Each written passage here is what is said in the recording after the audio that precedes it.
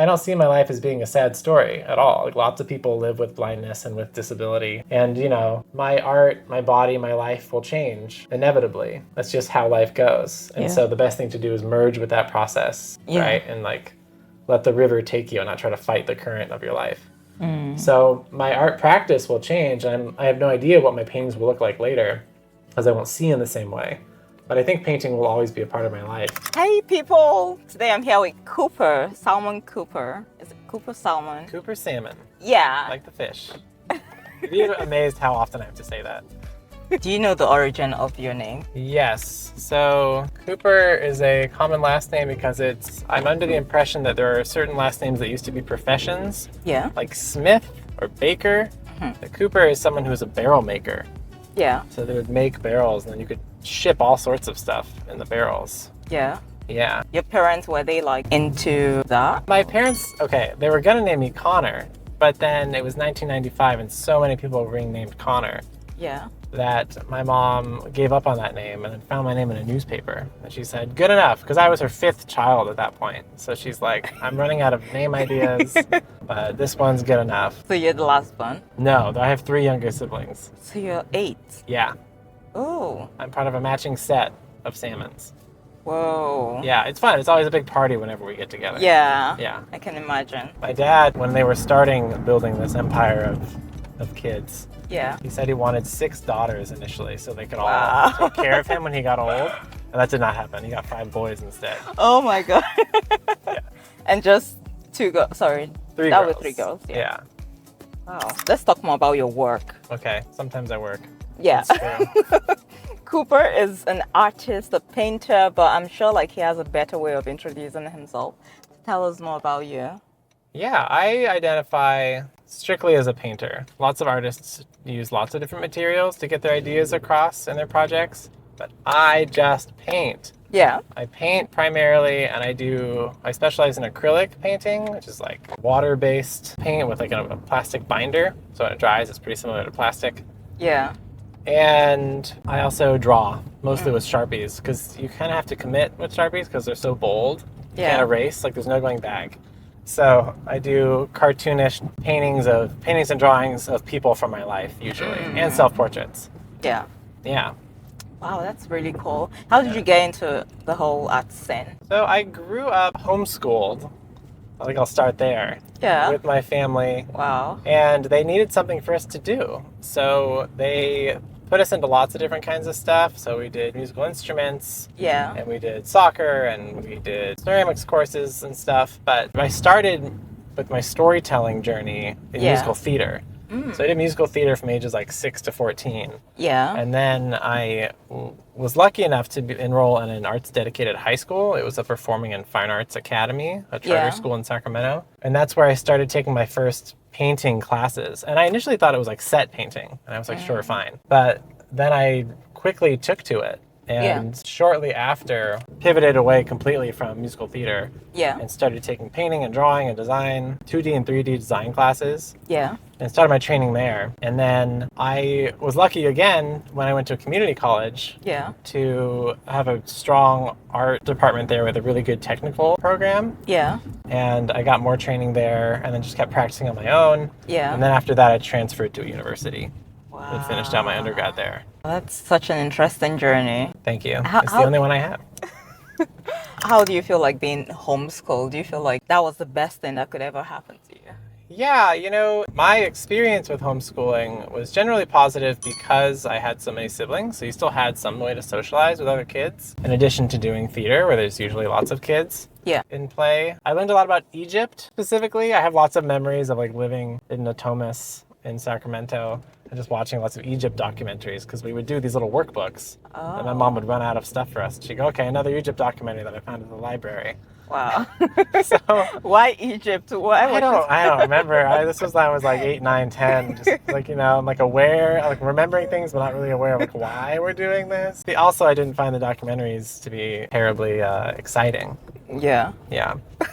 Have you been able to visit Egypt? No, I would love to. Although I do hear that just like many places now, the Egyptians are tiring of all the tourism that they're getting. Oh. I mean, I'm sure there are many hot takes on it, but I also hear that they're putting more energy into catering to tourism, but of course that comes with kind of a cost, right?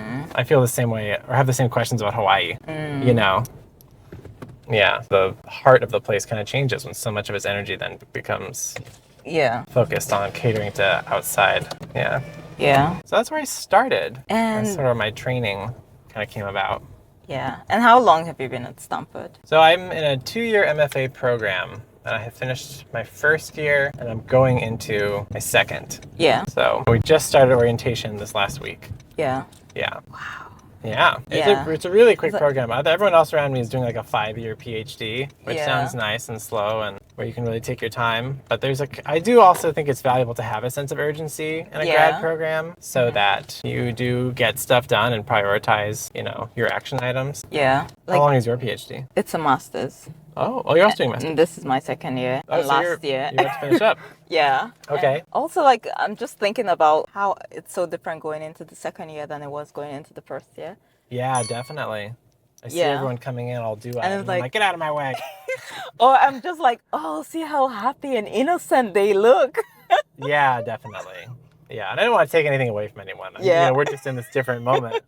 Yeah. But it's definitely a good place to be. I feel like it's just growth from the past year and maybe having a better sense of purpose now. Oh, yeah? Yeah. Yeah, where do you see yourself putting most of your energy this year? Oh, this year, wrapping up and doing my research for sure, having a proper research paper, but also knowing that a lot of what I want to do will be focused on my creative projects. I want to give it a lot of time, a lot of focus. Making videos, I love making videos.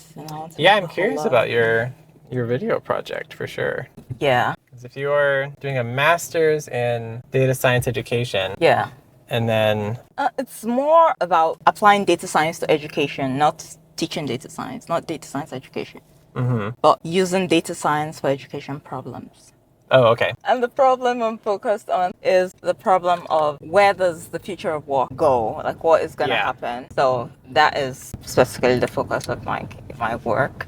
Something I'm also very passionate about. So we're going to Cooper's studio, and Cooper is going to show us some of his paintings, and maybe he'll get to teach us some basic painting stuff. And any other fun things he has prepared for us over there. I'm really excited. Yeah, I'm happy to show you what I'm thinking about, what I'm working on. And if you're feeling brave and you want to try some stuff, of course we can make that happen. Okay, what's something that you want to talk about that we haven't talked about? Maybe fear. Oh. I guess I want to know what kind of a learner you are and how much inertia there is for you with starting new things that you don't feel that you're already good at. Because that's an obstacle I see a lot with my own students and have encountered my own journey. Starting new things. Okay, let me make it easier. How are you with New Year's resolutions? I'm not very big on it. I think because... This is you, I think. If I want to start something, I just jump into it. I just started rough. I feel like over time, I've just gotten bolder at just doing without thinking. Oh, good. Yeah, and midway, I'll figure things out, and it's just become the easiest way for me to get things going. Just to start? Yeah. Even the series, before it began, I was still thinking about what exactly am I going to do with this. I had an idea, the rough idea, but I didn't know what the name of it was going to be. It was like 4 to 5 episodes in before I figured that, I want to call it Carpool Career Talks. Oh, okay. Yeah. So I think in that area, it's a thing that has come from a lot of doing, and it's just gotten very easier for me to just jump into things. Yeah. Do you find that it's easier to learn new things now that you've mastered one skill? It depends on the thing I'm learning. As a professional data scientist. I'm not a professional data scientist. Well, you're about to be once you have your certificate saying I am a master of data science. Well, okay. So the thing is not that I'm not a data scientist, it's just that it's not a title I particularly address myself by right now. Oh, definitely, sure. But yeah, when it comes to like I said, it depends on what I'm learning. If I'm learning something very technical, it's harder. There is a larger learning gap, and then there's just so much more mental capacity involved to learn something very technical, and Yeah. there is a whole lot more fear involved. You know, you're talking about like fear of starting new things. Yeah. So like my master's program now, I would say there's been like a lot of fear when it comes to like learning a whole new technical concept, or maybe something I know before, but then I have to revisit it. Like there's just much more barrier. But now I'm thinking about it, like it's probably just internalized fear. What's the fear of? Maybe it's just assuming that this is supposed to be harder, and then we somehow make it harder. Because like even with creative things, there are a lot of hard things that you learn. Totally. But it doesn't seem hard because it seems fun. But what if with things like data science, we're just like making it hard just by thinking about it being hard? We're at Bleecker Hall, also known as the MFA grad studios. So there are 10 people usually in the Stanford MFA art practice program, and each of them gets their own studio. And I think that we inherited these buildings from the biology department. Okay. And I've been told that at least one of these buildings used to hold formaldehyde sharks.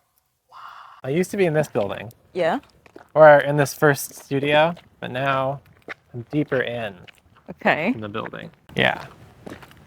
So, a couple doors down, we get like coyotes, and we'll get like hares and stuff. Yeah. And someone told me they saw a vulture here recently, like carrying something off. Yeah. And I thought, wow, that's quite exciting. These buildings look old. Like, do you know how long they've been here? Well, like I said, they used to be the biology buildings. Oh, yeah. But I can't. Oh, here, hold this. Okay. Like, let us in here. Okay, this is where I make my magic happen. Whoa. Oh, this is such a beautiful space. Thanks. It's all decorated nice with paintings. Oh. That's the doodle that was on your profile for a while. That doodle. yeah. Okay, do you want to talk us through some of your paintings? Sure. So, because I have this beautiful large studio, I wanted to make pieces at bigger scales. So this piece here is probably the biggest canvas painting I've ever made. It's a 6 foot tall by 9 foot wide painting, and it's called Survey Course. And I made this painting by putting together a couple initial ideas that I had. So I did a small drawing of myself, and that became this big drawing here. So it's a self-portrait in that sense of the artist at work. And I also took another drawing that I had made here.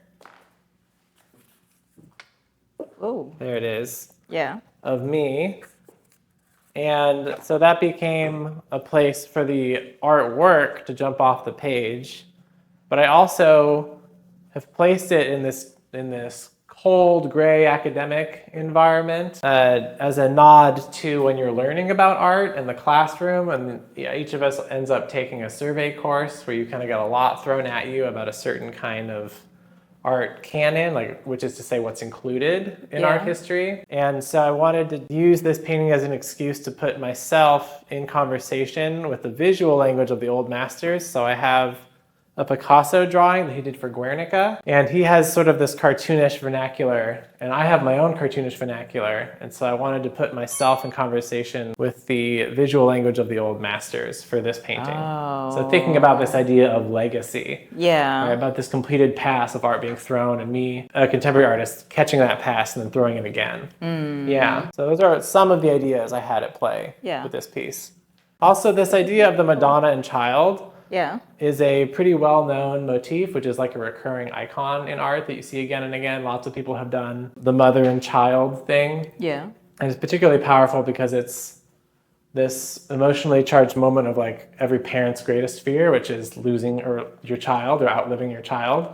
And so we see that at play here, this sort of tragedy, but sometimes inevitable part of life. So all of those things are at play here with my journey and with what I've learned in my history. So it's kind of an educational painting in that sense. Yeah. So cool. So I found that you can get a lot of emotion across with just the eyes and eyebrows. But also my eyes are so delicate and they change, and so I think about them a lot, and so the way I treat them with my figures is kind of part of my practice, especially that one over there. Well, all of them have it in different ways. But the eyes are kind of the main character of the artwork. Yeah, so they get their own little treatment so that they're emphasized. What other elements besides the What eye other is like elements? really prominent to your work? Yeah, well, I mean, the eyes are a big one for all the reasons I just listed. So before I came here, I applied with a body of work that was a bunch of tableaus, like snapshots of personal, private moments, often in public settings. I would do paintings of lots of people from my life. So I have a painting of my mom, who has 8 kids, so is always worrying about her 8 kids. And so like I got really expressive, like the thinker pose, like frowny faces from her. And I did ones of my dad and my grandma and other people in my life, my friends. And in my apartment, like a few blocks away, I have like a bunch of those up. Just like a whole salon of like big and small and middle-sized ones. But more and more, the work has become more self-reflective. So I feature in the work more in a way that I did not previously. So lots of self-portraits. So this is me, and this is me, and that's me over there, and I'm in the next room. And it's just my practice, my paintings are a way for me to document in a kind of a diaristic way. It's kind of like my visual diary of my evolving experience with sight, because eventually I'm going to be legally blind. And eventually I'll have to put down, not that I'll have to put down the brush and stop painting, but my paintings will just be different. I'll paint in a different way because I won't see in the same way that other people see. So my vision tunnels more and more each year. And so right now I've got like a driver's wheel size, about this big, but that will just get smaller until it's like a pinhole. And so I'm going to be doing cane training while I'm here too. So I have a cane and I'll start using that more. And so that was a big reason of why I came back to grad school to finish my education, actually, is because there's an urgency to execute all my ideas for paintings and for my art practice. Oh, I have this much vision left. And I tell that to people, and a lot of them start to give me this kind of pitying look. But I don't see my life as being a sad story at all. Like, lots of people live with blindness and with disability. And, you know, my art, my body, my life will change inevitably. That's just how life goes. And so the best thing to do is merge with that process, right? And like let the river take you and not try to fight the current of your life. So my art practice will change. And I have no idea what my paintings will look like later, as I won't see in the same way. But I think painting will always be a part of my life. But while I'm here, that's a big focus of what I'm doing and why I'm doing it. Yeah. And you can see with each painting, I'm experimenting with the how, with like the kind of marks that I make and the kind of settings I put myself in. Some of them are very true to life. Some of them are very, lean more on like these kind of fantasy settings that sort of sample art historical paintings and compositions and stuff. And some of them are studio paintings. So I'm pushing in lots of different directions here to kind of build out this world and answer some of these questions of, you know, who am I becoming? Let's talk about, like, I don't know much about what is wrong with your eyes. Can you tell me about it? What's the name? Why is there no cure? So I live with a genetic eye disease called Retinitis pigmentosa. It's the medical name. And they found it when I was 12, but I was formally diagnosed when I was 16. So when I was 12, I noticed that I couldn't see in the dark as well as other kids could. There was one memory in particular when we were playing outside with a bunch of wooden swords and we're doing play fighting, and I kept getting whacked more and more. And so I'm gonna go in, it's dark. And my mom tried to shoo me back outside, being like, it's still light, go play. I'm like, I can't see, Mom. She's like, what do you mean? Like, all the other kids can see. And I'm like, I don't know. So she took me to the hospital and they did a couple eye tests. And when they look in your eye, it's supposed to be kind of a pink, she said. But she said that they told her when they looked in my eye, it was black.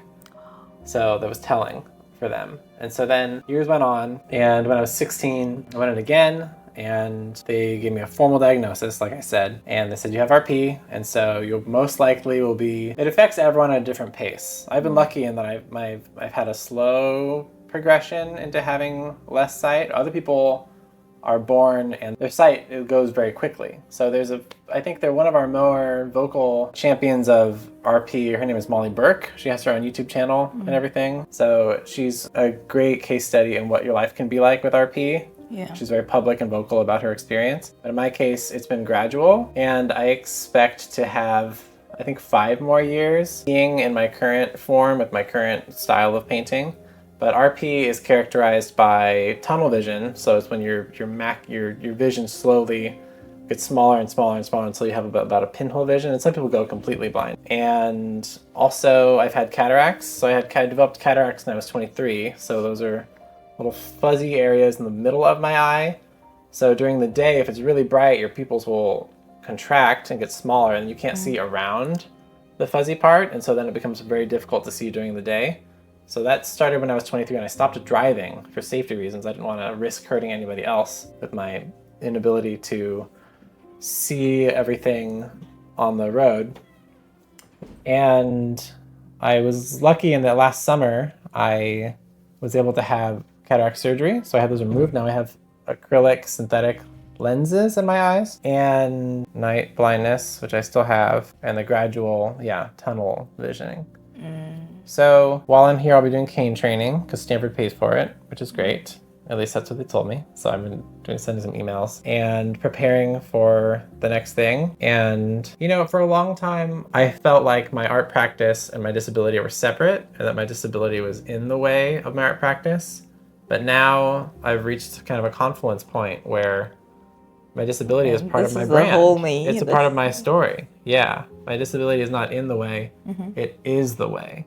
Right? It is my story. So once I started thinking about it in those terms, I think my relationship with my own body changed a lot in a positive way. And I started taking care of myself more. Yeah. And also like certain kinds of people where your experience or a part of your experience is outside of the mainstream, you end up having to play this role of leading by example, right? It's not our job necessarily to educate every single person we meet about our specific kind of experience, depending on the physical kind of body that we experience. I think Black Americans face this a lot, where white Americans are like, tell me about what the experience is like. And it's just like, that's a lot to put on me, you know? Like, I'm my own person in my own life. Yeah. But, I do think in my experience with disability, because it's invisible to other people. So it's like wheelchair users, people can tell automatically. There's no question that, okay, you need extra accommodations for accessibility purposes. But for me, because I don't use the cane all the time yet, it's not something people know about. And so it's affected the language that I use to talk about myself, right? And I do end up having to play this role where I have to lead by example just by existing. And I see that as a positive. I think disability adds diversity to our population. I see that as a good thing. Yeah. And so I live with disability. I'm an artist, I'm from the US, so I'm a mix of all of these experiences, just like the way that you are. All the different things that makes you. Yeah, totally. Yeah, exactly. It's like something I've come to terms with recently, because separating different aspects of yourself, for the longest time I'll separate like creativity or my creative side from my professional side. I identified as just being an AI researcher, and then like I'm also somebody that does videos and stuff, but I've never really brought them together. And like being in a position now where it's actually one thing, it's me. This is it's such a beautiful and eye-opening place to be. Yeah. It's like you are showing up fully in every area as you. And you're not really reserving some part of you for only one place and like, some other part of you from another side, like that. Telling your story fully as yours is the best way to build a brand, even. Definitely. Who you stand for and all of that. You are the culmination and summary of all of these different parts and experiences. That's beautiful. Who's next on your list of interviews? Christy. I thought you did it already. Oh, I thought you said publish. Her video is going live this weekend. Okay, cool. I think I have a recording scheduled for tomorrow. I'm not sure. Are you going to interview everyone in your program? Maybe. That could be useful. Yeah. I'm sure you'll... But again, it's boring. Like, everybody's doing it. What? But I like that the interviews from a personal story perspective. Yeah, and definitely. not from a program perspective. Yeah. So everyone's journey to that place is different. But it would be nice to interview everyone, but it will be over a spread. What I'm trying to do is have different people from different industries. Yeah. Just have a diverse range of careers. Totally. Yeah. So there's a few bed paintings in art history. And most of them are of like sexy naked ladies painted by men, but that's very absent from my practice. I'm like not interested in that. But there's like this famous Titian painting. I think it's Venus of Urbino. But then there's like a call and response painting to that that's like a Manet painting called Olympia. And then there's like even more new paintings from artists like Philip Guston with like this like, so there's a legacy of bed paintings in art history, but also you think about all the times. What do you call it? Bed painting? Bed paintings. Bed? So I'm in a bed here. Okay. You know? Okay. And I even have this like belt, so I'm like stuck in bed, so where you are like paralyzed, unable to move. And I wanted that like kind of level of stress, of that feeling of being in bed sometimes, which is like an area of like comfort and safety a lot of the times. Like when you just stay in bed, you don't want to face the world. But I wanted it to have an entry point into what I see. Yeah. So I've got this like blue infinity, and blue is the color of infinity. I've got this like everything's blue that I can't see, but there's this rough cone of vision of what I do see, and the edges of it are rough because they're unraveling every year. Yeah. And I wanted to use that, and also so the rainbow wheel is like a part of Apple computers, and it's what happens when it's buffering. Yeah. Right, when you're trying to think about something and then like, put an output. Yeah, and my vision is trying to make sense of like only a limited amount of information. So it's buffering sometimes, like what I'm seeing. But also I was teaching a class this summer where I'm teaching them the color wheel. Yeah. And so there was a moment of crossover here that I thought was pretty interesting, where all of these sort of things are like these layers of meaning are on top of each other. Yeah. So it's a very autobiographical painting. And I also used it as a way to bring in my Sharpie, my drawing style, into the painting setting, because some of my other paintings are a lot more painterly, and they don't rely so much on like the line drawing. But so I wanted to bring this in and make it explicit that it's a drawing. Yeah. Yeah. Also, drawings don't have the connotation a lot of the times of being a finished product. Yeah. They are, but people sometimes don't see them as being a real work of art. I want to put more grandeur on the language of drawing with lines and stuff, because you can make a fully fleshed out idea, scenario painting with simple marks. You can get a complex idea across with a few strokes.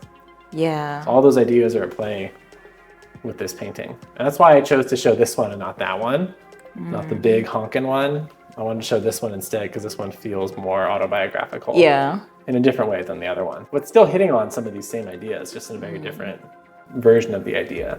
Yeah. Oh, I'm getting now from this. This is like a blanket. Yeah, totally. Yeah, it's supposed to have a kind of a blanket feel. That's a face cap. Huh? That's a face cap. Yeah, it's an A's hat. The A's hat shows up in a few of my pieces. I like it because it's a popular item that everyone has, but I've been able to make it specific and put myself in sort of this place where I represent a lot of people's experience. And so we kind of like tie ourselves together with these sports. Sports is a way for a lot of people to find common ground, because like it's like our team, like our city's team. And so there's kind of a national, not national, but like your city has a collective identity. We have some common ground with each other with the sports team. Yeah. So the A's hat started to become a motif in in a lot of my paintings. Yeah. Yeah. Although I left it somewhere, so I'm trying to get it back right now. It's like lost on a little journey. I'm trying to like get it back. Yeah. Is there a reason there is the shade here and it has the smallest? So this is someone else. I'm like looking over the shoulder of someone on the computer. So this is someone's hand, but I don't want people to be focusing on this, so I didn't spend a lot of time making it look exactly with all the little folds and lines of a hand. I didn't want to emphasize it in that way. The thing I wanted to emphasize is like this middle part, because my vision is sharpest at the middle. Beautiful. Very beautiful. Thank you. I wish I could hear the story behind all the artworks that people make. It just gives it a different like. If you ask the right questions, they'll tell you. People like to talk, you know. Yeah.